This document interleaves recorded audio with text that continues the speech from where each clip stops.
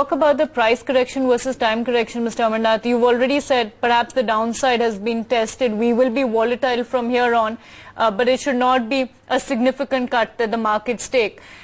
In terms of time correction, how much more time do we have to spend at current levels or within a volatile range to come back and be positive? Would it be 6 months, the end of the year? Would it be the next year or the middle of next year?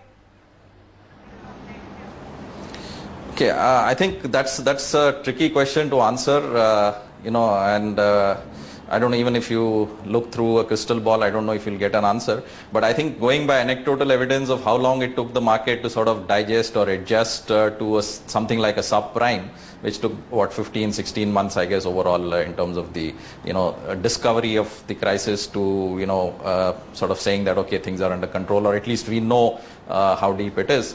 My sense would be the consumer pain or the what's called as the credit crisis on the retail side in the US, which is expected to pan out. Maybe it's already starting to evidence in some ways. Maybe my sense would be 9 to 12 months. I think that should be the outer limit, I guess. Mr. Amarnath, do you believe that the worst that the market has seen is completely behind us? It's unlikely and very unlikely that levels of 12,500, 3,800 on the Nifty are going to come ahead in the near future, in the medium future, or even the market's not exactly going to go down to those levels, even if there were to be a correction. Do you believe that view? What's the conviction on that particular front? Yeah, I think primarily it derives from the fact that, the diversity of the Indian market or the Indian indices in terms of, the sectoral plays and, the counter cyclicality between several of them. So I don't think that unless, you come to a phase of, wholesale selling, so to say, in terms of people wanting to reduce allocation to equities, which I think the brunt of it we have already seen. So though I'm not ruling out that we may not see another wave of that kind of selling, I think the broad belief, both among the domestic institutions and I think the international investors is clearly that, this is the story which is possibly going to be playing out much safer and surer than, the rest of the world economies. And so therefore my sense is that you may see, sector rotation and things like that happening.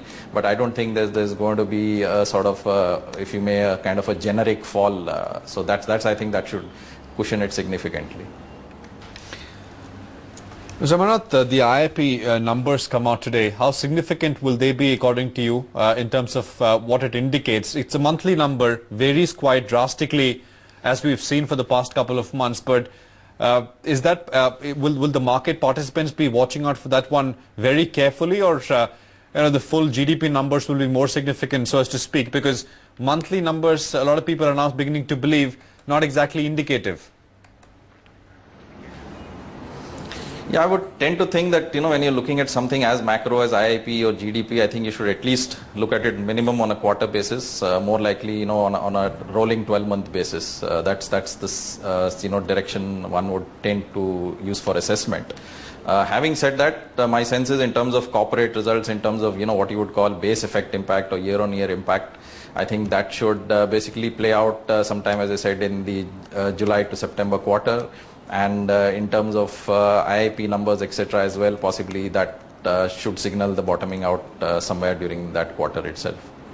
Mr. Amarnath, why are institutional investors, FIs, not domestic institutional investors, so wary of Indian market right now? They've been largely absent, barring a day or two in perhaps a month that they come in and turn aggressive buyers, and usually it's to do with the futures and options side. But what makes them so very hesitant to come in and put in some money at a time like this with valuations as they are? I think, Namrata, you need to understand it from the point of view that, there's been a general aversion to equities and trying to convince, somebody that, an emerging market like India is going to stand out and increase allocation when many of them were overweight, possibly, till late last year. Is going to be a difficult thing. So it's going to be gradual in that sense. So I think sooner than later, maybe in the next quarter or so, we should be, once the next quarter results are out, I think we should start seeing possibly the foreign flows, beginning to come back in again. You spoke, Mr. Amarnath, about this 9 to 12 month period where you see reasonable amount of stability and then upside emerging. But within that, you said there is currently sectoral rotation, which is quite visible. What kind of sectoral shifts have you yourself done?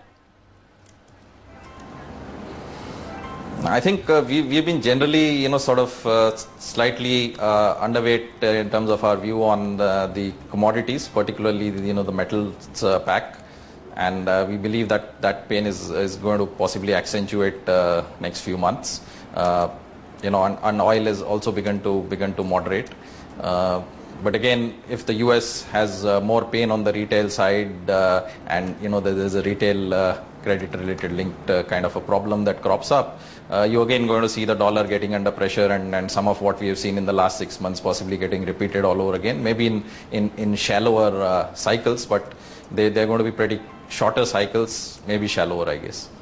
All right. R. Amarnath, Executive Director at Centrum Capital. Absolute pleasure having you on the show with us. Thanks very much indeed for joining us this morning and sharing your views. So does expect a volatile trade, but 9 to 12 months is the kind of period that he expects an upside. For the downside, seems fairly capped at this moment, and return of institutional appetite should happen in a month or two. We'll slip into a short break, come back.